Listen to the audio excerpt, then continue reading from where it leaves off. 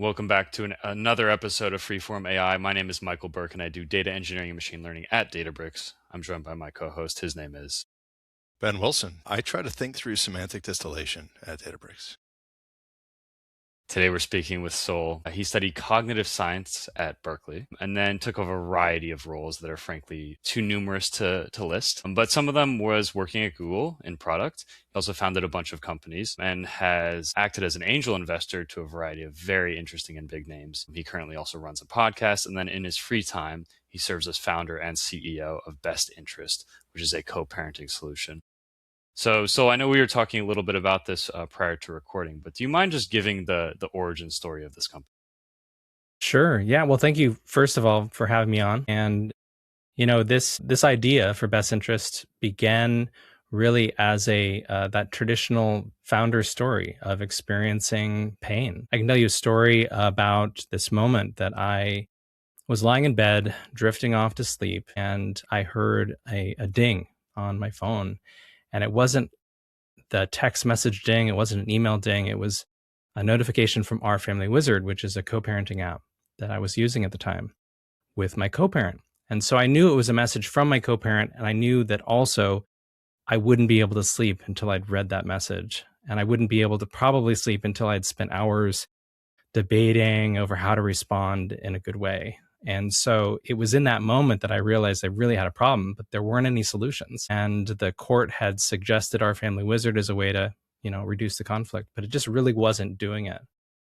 And so in that, I racked my brain. I actually decided to hire a customer service guy that I used to work with at a previous company to come in and act as customer service agent for my business, or the business of co-parenting. And he laughed at me, and yet it kind of worked. It was like this buffer between her and I that felt like I had a bit of a shield, if you can imagine. Fast forward to 3 years ago, I was playing around with ChatGPT. I'd recently heard about it, and wow, this is pretty cool tech. And I was reading bedtime stories to my kids, and it was really fun to do that collaborative thing where they're coming up with their favorite characters, and we're telling stories together, and it was really fun. And that night, I thought, well, gosh, it seems like AI really understands language. Maybe it would understand what I'm going through. And so I uploaded the transcripts of our previous messages between my ex and I, and in a moment, I felt seen, understood. I felt like I had a game plan of what I could be doing better. And that was the spark that ignited Best Interest. Yeah, there's so much meat here. Starting, so AI provides this opportunity for therapy, and I'm curious, how do you feel about the removed non-human aspect of AI, and also potentially being a bit more customizable? It's not always sort of a biased single point of view perspective, or would you rather have that more human feel?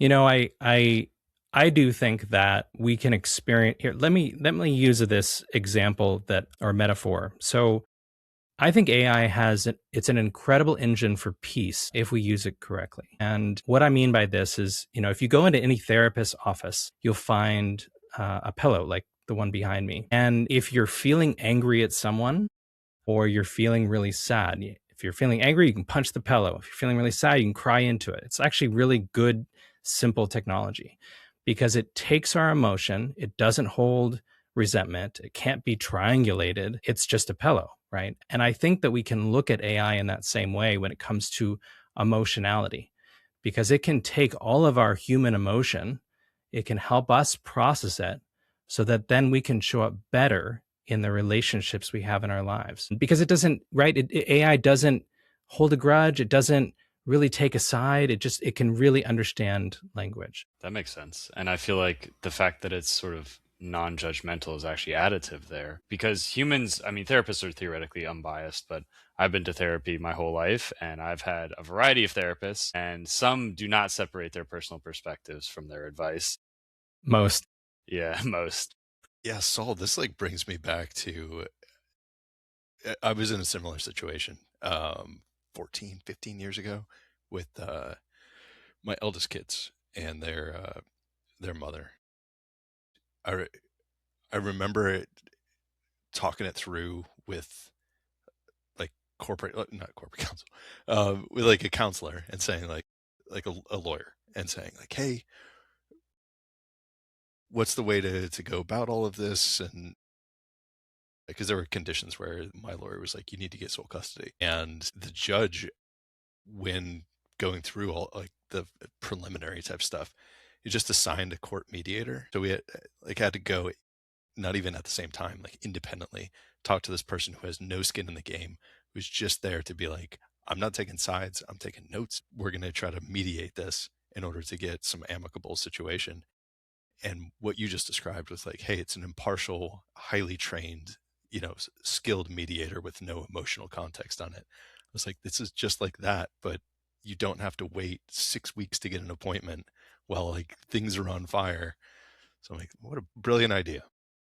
Thank you, Ben. Yeah, I've been there myself, and I remember the court assigned mediator. It was almost as if we were all checking a box to get to the next step, which was litigation. And it was like an hour-long meeting, strict. We couldn't go over, and we both tried to say our piece, and then it felt like the time was up and nothing was decided. So I love this idea of applying AI, which is essentially unlimited, right? It's very low cost compared to a human, and it can serve a very similar role, which is it doesn't take sides. It can rationalize and think through, and it doesn't have, honestly, really any baggage, right, to carry along with it. Even a mediator is going to bring in their preconceptions and maybe their gender bias, and that can be harmful for a mediation. So I do think this technology can be really useful applied to these situations. Do you find that in the product that you've built that it'll kind of like push back? Well, when you're doing like the exploratory phase, did you actually interact with like GPT and say, tell me where my holes are? Like explain to me Yeah. like why where my bias is missing stuff. Yeah. So that's a really good point. A lot of co-parents are, of course, becoming familiar with ChatGPT and Gemini, and it's recommended in many forums of co-parenting. And yet my experience with using these tools vanilla is that they tend to be yes men. They tend to kind of say, "Oh yeah, she's being a bitch. You need to go and fire. Yeah, you should fire that off. You should be like." It tends to just kind of go along with you and follow your line of reasoning. And then, if you're both using it, you can go down these rabbit holes where you feel so sure of your position, and that's not helpful to anyone. You really need to have this kind of central prompt that understands the entire communication and is designed to push back when you're being a bitch, right? And tell you, "Hey, this is not conducive to collaborative co-parenting. You really should phrase it like this." Or, "By the way, your parenting plan stipulates the exact opposite, so I wouldn't recommend saying this." Right? Like grounding the truth into the dynamic, into the relationship, into the court orders can provide a much better experience than each and every person using ChatGPT on their. Are people open minded to that pushback? Because I know people don't even take a lick of normal parenting advice from a friend, let alone in a high conflict situation like this. Friends are terrible at this type of advice because they're always going to be like ChatGPT. They're going to say, "Yeah, Michael, you get her." Like that's Mhm. just their job, right? To pat you on the back and maybe kind of talk you off the ledge. But honestly, no, they always are going to side with you. So yeah, definitely experience rage quits with co-parents. This is a two-party system, and sometimes people will try it out and they'll say, "I don't want anyone managing my communication or getting in the way of my ability to abuse my co-parent." And that's why we have solo mode. So we actually, from the very beginning, I knew that this was going to happen, especially in high conflict.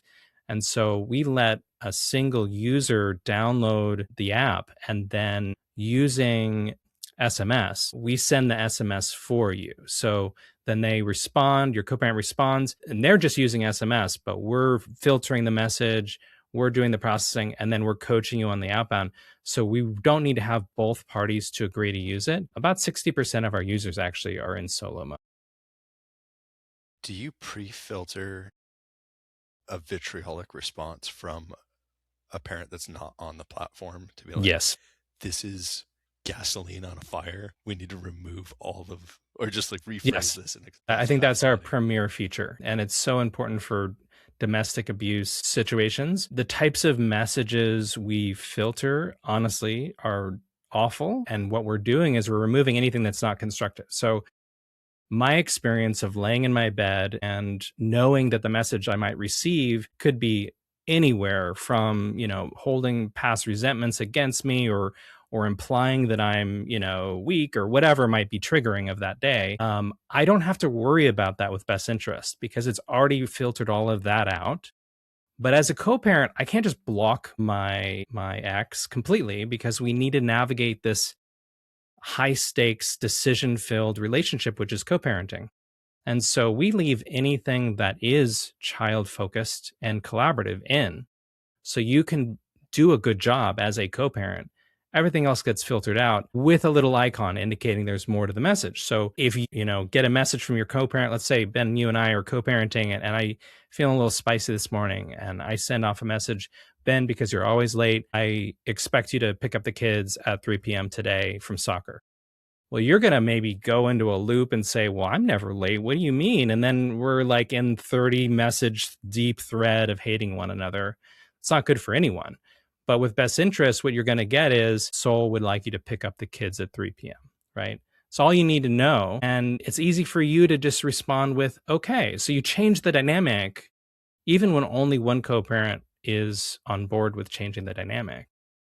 And I think that that's one of the most powerful features that we can offer to co-parents is that type of piece. So building a product that is so closely related to a a problematic situation that you've had to endure, like that clearly like informed this entire platform. What is the percentage of the current existing feature set that is entirely from your experience versus your users? And what were you most surprised with? Users requested or you got evidence for? Like, I never thought that this would be even needed, but now that I see it, it's actually useful and I use it too. Ben, that's a great question. I love that. Let me think about that. So, yes, this is a solution built for my needs. And when I started Best Interest, it was a theory. Like no other co-parenting app had ever dabbled in AI. We were the first ones. And so first, I had so many concerns about, what might happen with us going and saying AI is good for this. Will the courts shut us down? No. In fact, many courts are ordering us now. Will this even work? Right? Like it's a theory. I don't know if filtering is going to create peace, but literally every week I get a message from a co-parent saying it's changed their life. Like that's Mhm. the word that they use. And like as a person who's been through one of the most challenging experiences that I could ever imagine for myself. It was such a dark period. And having gone through that, feeling so powerless, and then being able to create a software solution that helps others in the way that I really needed help 6 years ago. My God, that's just like, yes, chills through my body. It is healing me running this business and helping others. Yeah, I mean, for those who are unaware of what Saul is talking about, like how stressful this can be when you're in that situation, there's kids involved, you are just, it's not even so much not seeing eye to eye. It's like there's such a deep toxic relationship between two adults that it's profound about how it impacts you psychologically, emotionally, mentally, and physically. Yeah. The fact that you built this product that solves the worst of that problem is amazing to me. Like, I can't begin to tell you how much respect I have for you for building this, having been somebody who's like lived through that. It's Man, rough. thanks, Ben. Yeah, it's super rough. And I think the best way to describe this type of experience is you decided to go through a divorce, which is not an easy thing to decide to do, right? And you thought you could kind of say no to that relationship and I don't want to be with them anymore, but actually guess what? You are legally required to then continue being in contact with this person. And now that person might hold a lot of resent about you and the past. So you shifted from like being at odds maybe and having fights and all that stuff while you were married to now being almost, sometimes it feels like enemies. Mhm. And it can just be, and then the court is always ready to go. Like they're ready to jump in and fuck up your life. And that's really a complex, emotional, challenging relationship to be in. And I'm just thinking about the nth order effect of this. Like, yeah, it's personal. It's the people who are involved that are getting some relief from an app like this. I think the bigger impact is with the kids. So if you have adults that are a little bit more calm, a little bit less, torqued up because they have to deal with their ex and there's a lot of hatred there. The fact that it's civil, the kids all of a sudden are like, yeah, my mom and my dad are like in a good mood now and not raging. Developmentally, like who knows what the follow-on effect of this could be if it's like mandatory that people use something like this. You Yeah. could be You know, changing hundreds of thousands of people's lives per state. yeah, I agree. And it's actually the reason I chose the name Best Interest, because when you go to the court system, you're going to hear that word used again and again. What's the Yeah. best interest of the kids? It's always about the kids. And so when I was envisioning this product, I thought, well, yeah, my co-parents are my users and they're going to benefit, but really it's about being present with your kids, because that was the pain that I was feeling. Was here my kids are young and they're playing and I just want to be with them, but I'm on my phone and I'm processing some deep emotional shit and I can't be with them, and that sucks. It Mhm. sucks for them, it sucks for me. And so I really wanted to create a solution so that parents could just be more present with their kids and not dealing with this crap that will get resolved in other ways. Yeah, you can sort of defer this to processing on your own time, maybe in a therapy session or later in the week. Exactly. You know, you Yeah. see that icon saying there's more to the message. You don't know what it is, but you've just checked the box on what you need to do to be a good co parent. And then when you're with your therapist or your kids are dropped off at school, then you can open the message, feel your feelings, do the processing, grow, right? This is a very growth filled experience to go through divorce and co parenting. We don't want to bypass that, but it's allowing you to timeline shift that experience. So you're not always beholden to your co parent's moods. You can just do the processing on your own terms. It also probably de-escalates if you like take a beat, go for a walk. When you come Yeah, back, it's probably less severe. totally. That's so fascinating. And I think this is a really great example of how AI can be applied in such creative and just sort of interesting ways. It's not just a customer service chatbot. And also because of the impersonal nature of AI, it sort of removes this human element that we were talking about earlier with therapy. So I'm really curious, as you're designing this product, how do you think about designing for this impersonal and professional yet supportive nature? Because I noticed earlier you said that Best Interest leverages a third party voice. So Saul said to do XYZ. Was that by intention? And what other tricks have you used? That's a really good question, too. So, when I was going through my divorce, I first turned to YouTube actually to learn about what I was experiencing, because I felt really alone and I felt really confused. And I immediately gravitated towards this influencer, Dr. Ramani. And Dr. Ramani talks a lot about the dynamic of narcissism and how it can show up. And it was so informative. And so when I was thinking through this idea, I thought, well, gosh, I'd really love to get someone, a professional in this field, maybe a therapist, maybe a lawyer, but therapist. And I immediately thought of Dr. Ramani. And so I cold emailed her. I thought there was no way I was going to get her attention at all. But she wrote back. She said, let's set up a meeting. And I had the best meeting with her. And she completely, totally understood the situation.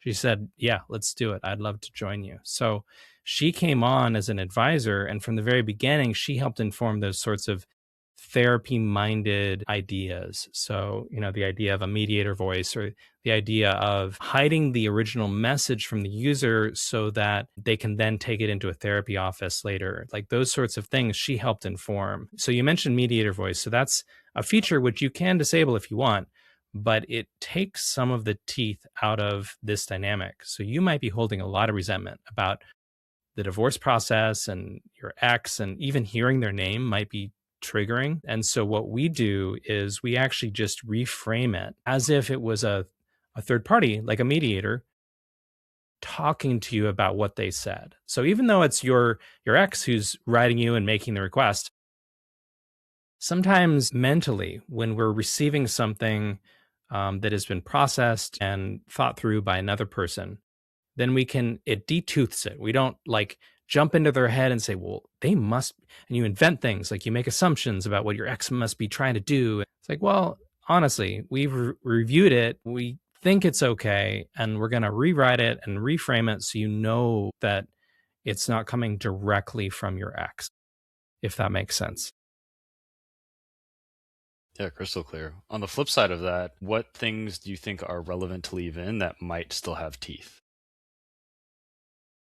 That's an interesting question. I mean, generally, so with best interest, users always are at choice. So I'm a big proponent of personal responsibility and taking ownership of your own boundaries. And you can always turn these systems off. So if you don't want it filtered before you see it, it's fine. Or if you don't want mediator voice, you can turn that off too.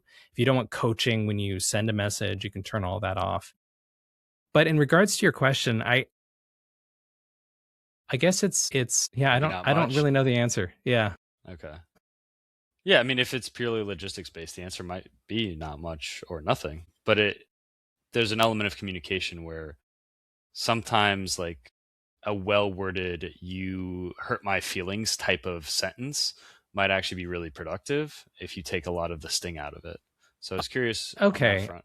I may have not quite understood you there. So, yeah, so we're not stripping everything out, of course. We've essentially developed this tool so that it knows what types of communication are okay in a co-parenting relationship and what are not. And we use what the courts generally expect as guidelines, as well as data from, we had a group of 30 beta testing pairs that are co parents and then agreed to allow us to review their data and use that. And so, based on that, there are certain things that you can say in a co parenting relationship that are productive and good and child focused. And there are certain things that aren't, but in other relationships, they might be okay. Like saying, I still love you to your co parent.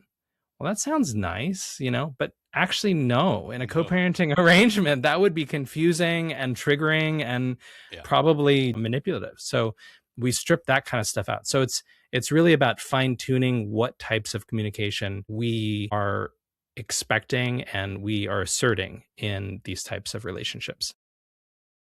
So does the tool have the ability to kind of provide a breakdown, sort of bullet point list of, hey, I've gone through the last 30 days and here's some things that you should be aware of like the raw communication that's coming in. And here's how to mentally prepare yourself or reframe this so that it's no longer so psychologically affecting of you. Not Yeah. as like, oh, this is a therapist, but there's like there's rich data there, I'm sure. Yeah. And is that a goal that you have potentially to be like, for both parties of this, sort of a journey to a better version of themselves with regards to this relationship that they have to maintain? Is it proactive in that way, or is it more like, no, it's just the data for now?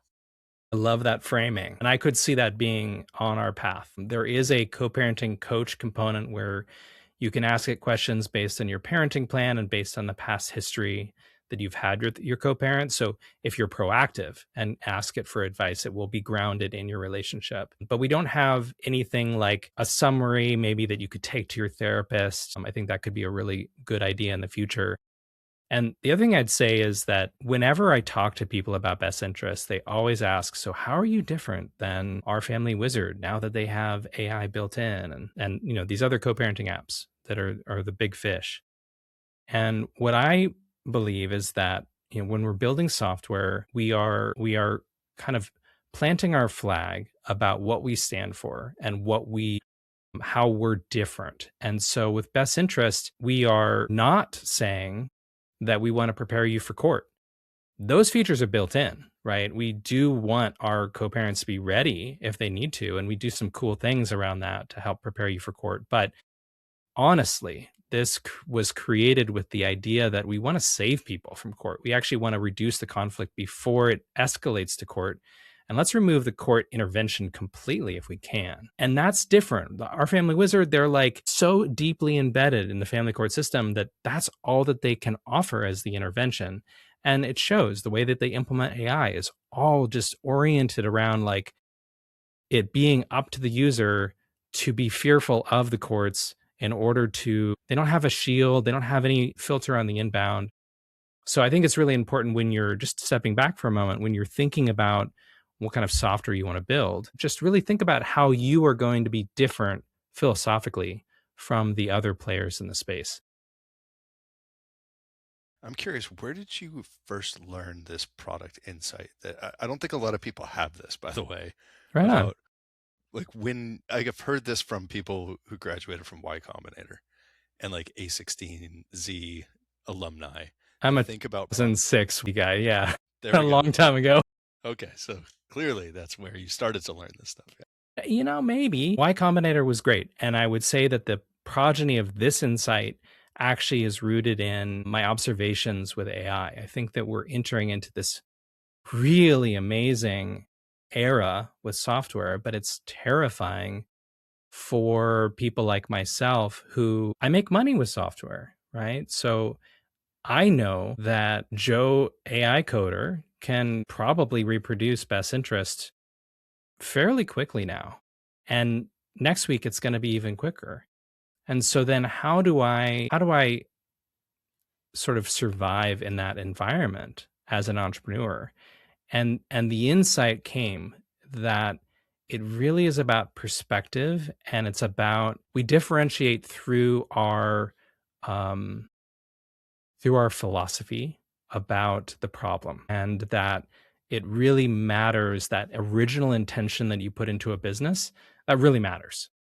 And it's hard to shift because it's embedded in the team, it's embedded in the product. So really think through before you launch a product why you're building what you're building and how it is different than the other product, because it's not about being better anymore. Better is easy, better is a couple prompts, but it's about how are you different than everyone else in the space. Yeah, it's where your ideas come, your ideas formulate those features that you're building on your Yeah. platform. And that's the Yes. differentiator. It's not just the fact that you, I mean, you nailed it with the whole like, yeah, you could sit down for probably 3 or 4 weeks and make a copycat of something, but it's not going to feel the same. It's not going to do the same things because it doesn't have that same intention. And the future features on that are going to be disjointed and a mess because nobody's thinking that product mindset of like, how are humans going to benefit from this thing? Yeah, and and that's such a a good point about product. So at this scale, I have enough users where I'm getting product requests every day. And as a product guy, it can be really overwhelming to just take that in willy-nilly because they're all great ideas. And yet, when I have a filter like this idea that I want to create more peace in the world and I want to adopt a mindset of avoiding and preventing the need for court. Like those types of product filters allow me to just sift through the noise and say, yeah, we're not going to build that. That's a great idea. You're going to get that from somewhere else, I'm sure, but we're this, they're that. So this is super, super interesting. Can you help me understand how you differentiate between product strategy and market niche with the brand you're creating? Because the brand you're creating also theoretically creates a silo that AI can't easily recreate. So you have a podcast, you're mentioned in a lot of public articles and TV shows and things like that. Do you see those as the same? Like, how do those relate? Yeah. I would preface this to say that I'm trying to figure all this out at the same time as everyone else because it's a wild world to live in right now. I personally think that we're seeing already the pushback of this crazy wonderful AI content creation, right? With the close down of Sora, and I think the pushback is specifically at perfection For a long time in human history, all were striving for perfection.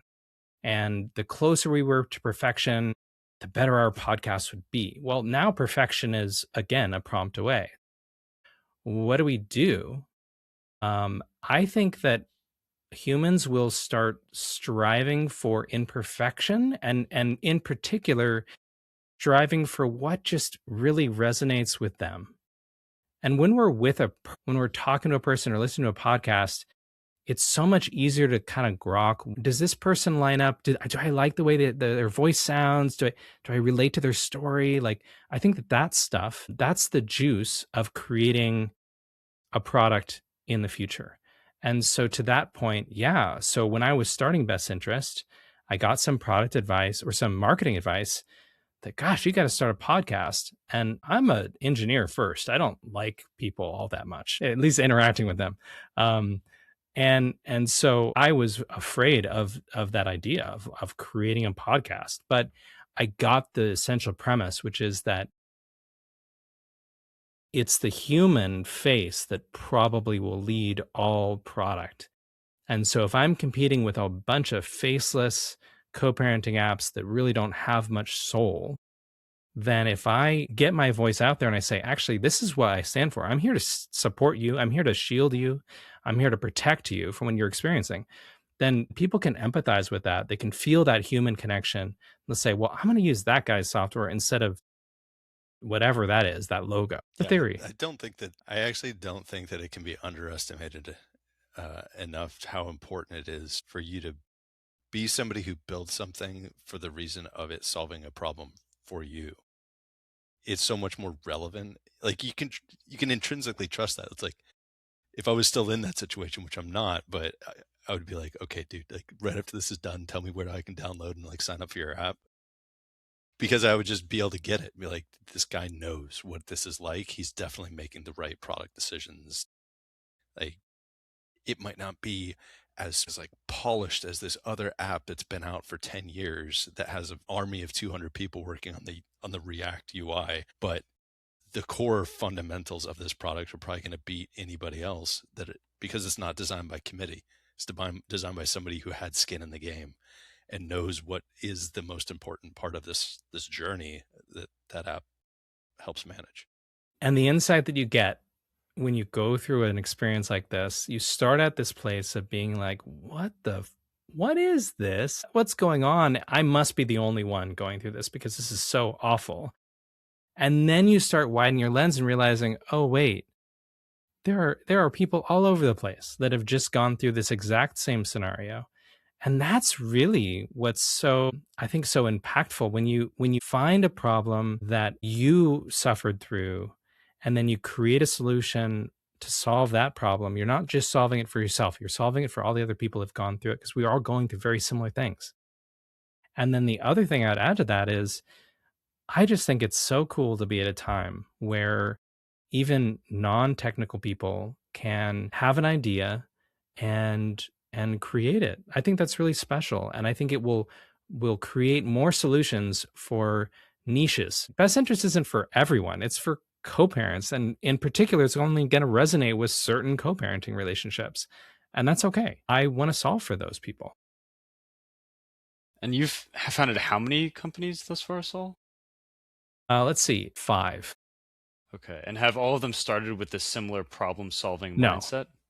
Okay. I mean, I've okay, so I've always had the flaw of wanting to do something different than nobody's ever done. I don't know why I make it so hard for myself in that way, but I I love being innovative and yet that hasn't always yielded right alignment. So I have the experience of creating products that feel, heart-centered and like doing good, but it hasn't ever felt so aligned. This is the first business that I've been part of, that I've been building, where I felt like a vocation in it. Like, oh my God, I wake up every day and I say, this is what I'm doing. No, I couldn't do anything else. I'm so passionate about solving for this problem. And that's very different than the other businesses that I started in the past. Do you think your work is meaningfully better because of that? Definitely. Yeah. I mean, How does that show up? I've always been a hard worker, so it's not necessarily, hours committed, but I think that the passion is a result of having gone through the personal pain that I went through. And so because of that, I feel really passionate, which means that I think I make better decisions. They're not honestly even oriented around making money, Like obviously I want it to be a good business, but that's never been my core focus. My core focus is solving this problem for people and then seeing where that goes. And I don't know if I really had that mindset before because I was always building a business with the intention of it being a business. That makes sense. Okay. Yeah, that's fascinating. Passion also probably gives you such a good intuition. Like we were alluding to that earlier about how experiencing the problem would help you navigate the space very intuitively. It's interesting that it doesn't lead to more hours. Why do you think that is the case? Are you just I seasoned and you know how to pace generally yourself? No, I have undiagnosed ADHD, which results in deep, intense hours of focus while everything else drops. That's just kind of my thing. And so being back in the saddle of a startup, I've noticed that old habit creeping back, which I'm learning how to balance in my life. It's very important to find balance. So I wouldn't say that it results in that, but there is something so different about the quality of work and the quality of the experience. So the best example is, when they give you that general advice when you're first starting out in your career to find a job that you feel passionate about and then the money will follow. I feel like the same thing here is happening where yeah, it's hard to start a startup. I didn't raise money, like this is just something that I'm bootstrapping and it's growing and it's exciting, but I didn't even start it with that necessary intention. It was just because I really want to solve this for people. It's really important to me. And yeah, we'll see how it goes. It starts resonating, you get more and more people signing up, and you're like, Yeah, it seems to be going that way. Yeah. do you feel like this is a final closure of catharsis for you? To be like the process of helping other people out, knowing that this passion project of yours is doing good in the world.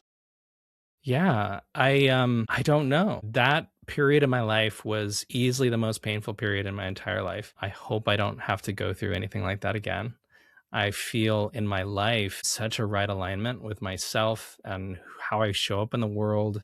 I've gone through so much growth. I have an amazing new partner. Life is really good. My kids are happy. We're enjoying life together.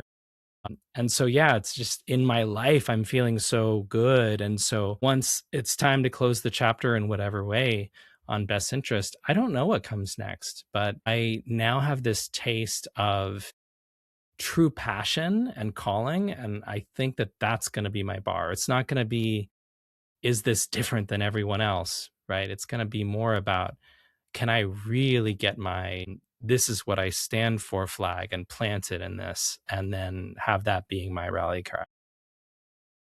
Interesting.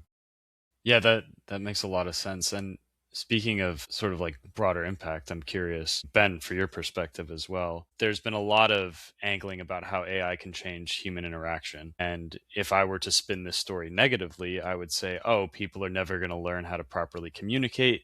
This absolves them for actually doing the work and going to therapy. They'll just have this app intermediate and or mediate or both, I guess, all interactions. And then going to the future, slippery slope, humans won't even talk to each other. It's just going to be AIs translating. And yeah, everybody's going to be basically sitting at their desk, never leaving their house, drinking from a straw.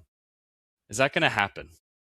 I don't think that anybody who would have that take about this app is even 5% aware of how insane those conversations can get if one party has a mental illness or has extreme just anger issues or is hyper violent and is threatening in ways that it's a different sort of fear that you can get inside your own mind and inside your mind palace when the person that you assume is going to have your kid's best interests at heart threatens violence against them. Like that is a type of fear that like only a parent would know, and only a parent who has been through this would know. This isn't preventing people from learning how to communicate. It's protecting somebody's mental well-being. And it actually led me down to instantly think about like, are you getting courts? I'm assuming that like California courts are working with you. Is our family court saying like, hey, can your app like detect when something's about to kick off and there's like a threat? And can you have some form of like letting local law enforcement to just do a health check or something on this person? Yeah, that's a really great point. And I also really loved the way you talked about best interest. Thank you. I think this is a very fine line that is challenging because best interest is not therapy. We're much closer to coaching. I think of it as an intervention that therapists can use, that the courts could use as well to reduce conflict. The idea of introducing a threat filter that might alert authorities, it gives me pause because I don't know how accurately I can do that. And that's a really big trigger to pull. It's definitely an idea that's come up before. It's mentioned a lot by therapists because they're often dealing with CPS and that sort of thing. The best that we can do now is we can flag it with a special flag, which we indicate as concerning or threatening, which gives the recipient the power to read it or not. And when you're in a relationship like this, you start to learn the patterns. And especially if you're dealing with someone that might have some type of mental disorder, then you kind of understand, oh, well, yeah, Monday mornings, they typically go to those threats. And if you kind of see that pattern, then maybe you don't have to read the message. You just know it's just going to be triggering and you just read later. But like if it comes out of the blue and it's in a thread filled with other crazy stuff, then maybe you'll realize they're having a mental break and that's the time to engage authorities. I would like to explore that topic more of how we can protect victims actively. We just don't have an answer for that yet.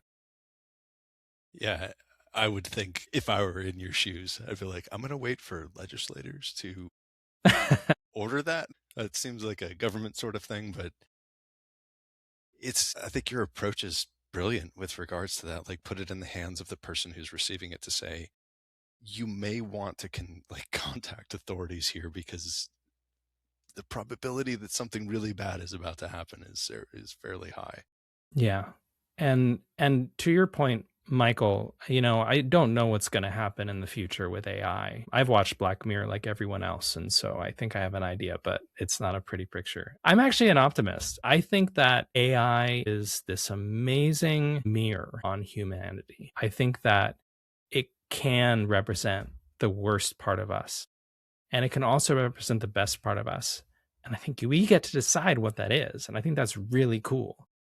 And so when I'm approaching best interest, I see the impact it's having. We've filtered 35,000 messages that are harmful. And those are 35,000 messages or moments of peace that we've created for that co-parent and maybe moments of connection with their kids. And I see AI as an engine of peace. I see that I want to bring this technology to more relationships that are challenging.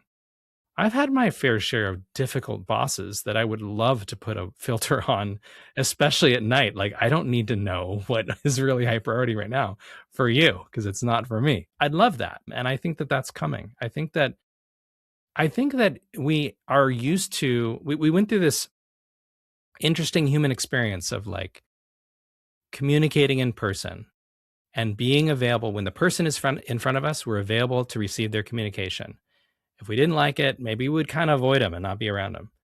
Well, damn it, these phones, they're with us all the time. And our boss can reach us at midnight if they want. Like that sucks. That sucks.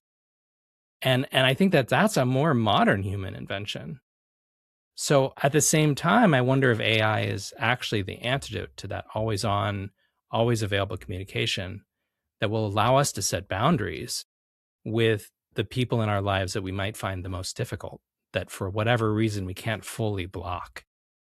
And I would love to be a proponent for that change and a driver for that change to help people manage their own boundaries, set their own boundaries with those difficult people.